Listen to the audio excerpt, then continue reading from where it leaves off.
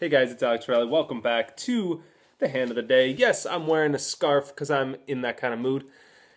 And today's question comes from Gustavo, who asks, hey Alec, just one big question.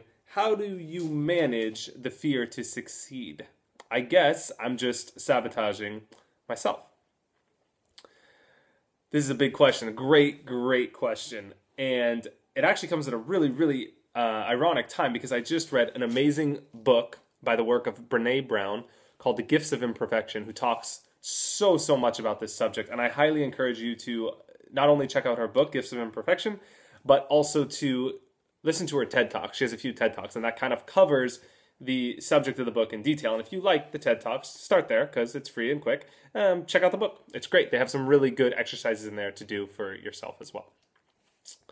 Everybody wants success. Okay, if you ask someone, do you want to be successful? Do you want to be happy? Do you want to be loved? Do you want these positive things that they are seeking in their life? Everybody says yes. So it is ironic to even conceive of the idea that you could have a fear to succeed. It doesn't make logical sense on the conscious level. If I ask you, do you want success? You tell me yes. So how can I have a fear to succeed? This doesn't even make sense. Why am I still watching this video? It means that the subconscious must be inflicting this fear. It must be preventing that desired result, success, happiness, love, whatever, from happening. Okay, so it's not a conscious fear that you necessarily have. It's not the conscious mind that is creating this reality. It is some form of feeling of unworthiness. You don't feel like you deserve, or you have worked hard enough, or you are worthy of that success. Why do I deserve it when other people are suffering, when other people are poor, and other people are inflicted with disease?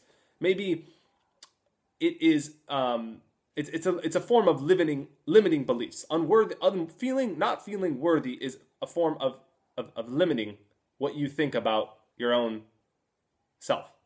And that limiting could come from a lot of different forms. If you think about the way that we are raised and brought up, that limiting belief happens sometime in adolescence. Okay, it doesn't happen as a young child, right? Young children they don't think like that. They want everything that's around them, and they feel entitled to all those things that they want. Mommy, I want a new toy, right? They want everything, even if they don't deserve the toy. They're actually not worthy of the toy, but they still want it. So they go beyond the capacity for worthiness. They take it to the extreme, too much, right? And then somewhere along the lines, we go on the opposite extreme, and we're not worthy of anything, okay? So something happens. What is it?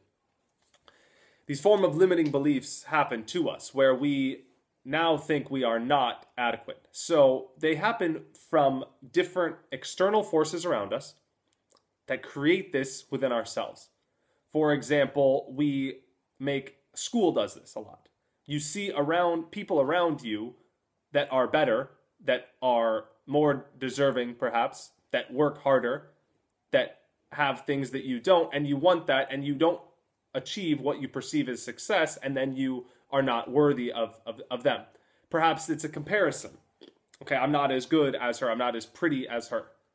You know, my parents worked harder than me. They busted their ass their whole life, grinding. They grew up poor and whatever, and I was given everything. I was brought up, with opportunity to go to college. They didn't have that. They and it's not even anything against anyone's parents. It's just, they might tell stories of where they came from, and it makes us feel like, well, I didn't do all those things. I am not worthy of that. Something's popping up on my phone. I'm sorry.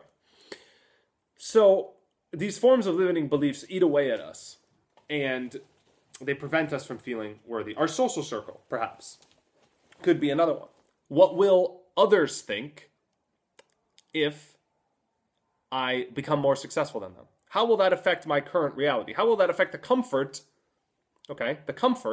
of the position that I'm in? What will my parents think? Usually, a lot of times comes back to parents. What will they think about what I am pursuing and my success at that? Will they acknowledge? Will they admire? Will they be proud of me for being successful at this thing I'm pursuing. A lot of times you hear students come to me all the time. I don't mean students of me, I mean students in school that say, I'm studying this. Why did you study engineering? Oh, because my parents said it was a good idea. But they really want to be a singer, right, or a writer. But they don't feel that they could do that because they will not feel those feelings of adequacy if they are not accepted by the people around them. And this could happen with friends too. What will happen to my social circle of friends if I suddenly become richer than them? If I become, better than them? If I become not better like you're above them, but just in the job that you guys are both pursuing, or whatever it is, your task, your activity, your passion, whatever. Okay, there is that fear there. Okay, so identifying it helps us to understand it and to overcome it and see that it's actually not. It is an internal thing, and it comes back to deserving and worthiness. Not feeling worthy like you can have any of the things I just listed will prevent you from even subconsciously wanting it to the level that you need in order to pursue it. Because there's these limiting beliefs inside that don't have this feeling of worthiness, that, make comparisons that are influenced by the external factors around us. Could be religion, the media, it could be anything. All of your being is not being projected into the activity that you want. Love, for example. Maybe I don't deserve love because my parents weren't loving to me. They hit me when I was a kid. This didn't happen to me personally, but it could have happened. I'm just speaking in the third person. Not the third person, as if I was someone else. So this could have happened. And that will prevent that person, possibly, from feeling adequate and love in their relationship. Right? The last part is really tied into what I just said, is really the unknown. Okay? I talked about it before, but I want to address what the actual variable is that causes more of that confusion. And it's that unknown. It's not knowing what is happening. It's being afraid of being in a situation that is unfamiliar. People rather be comfortable and unhappy than uncomfortable with the potential of being happiness. They rather be in their own rut and do what they are continuing to do because it's familiar, than possibly change, even though that change will make them better. That is why people are obese. They don't want to change their diet to get healthy. Because that unknown is confusing. What am I going to eat? Am I going to be hungry? Am I going to get enough protein? Am I going to, right? It's uncomfortable. But I mean, it's logically ridiculous. Consciously is ridiculous. It is saying, do you want to be successful? Yes, that is conscious.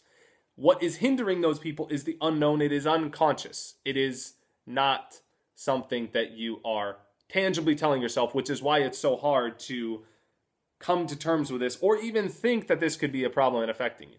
So now that you know this knowledge is really power. Being able to understand the mechanism will promote change and empowerment, okay? But here's some things you could do to work on. It is really a process. It is your own journey, right? It is going to take time to deconstruct the things that have happened before. Start by making a list of things you perhaps feel unworthy about in your success. Like, I don't feel like I deserve to play poker for a living because other people have to work hard and I get to sit around in my pajamas and play poker. Maybe that's a story you're telling yourself, a feeling of unworthiness, okay? And identify those with things about that create the feeling of unworthiness. What is it about that triggers that unworthiness, right? It's the separation from what the other people have to do to what you have to do, right? So identify that specifically. Then write down in the past, perhaps what you did when you felt that spot and what you should have done as a worthy person, right? Fake it till you make it. Understand what would the person that deserves the success, how would they react to that and how did I react to that? See if there's some disconnect there, right? And then focus really within. So you're going to focus on your own goals, living with integrity, living with purpose, right? And that's going to make you feel worthy as you are realizing, maybe keeping a diary of the things you have wanted to do, the ways you have wanted to live, the type of life you wanted to live, the type of person you wanted to be, and keeping that in writing and focusing on that. And that means not comparing yourself with others. Not like, oh, he deserves this because he is that. He works harder. He's better looking. He's taller. He's whatever. Right? He worked harder to get that. He didn't get everything. Nothing was given to him to make him be successful, right? He didn't inherit the family company. He had to work for it and build it up himself. He deserves that success. I don't deserve it, right? Don't make that comparison, because that comparison is what is creating that feeling of unworthiness as well. Okay? Gustavo, this was big. It's a good subject. Thank you for the question. Now I just acted. It's on you. Peace.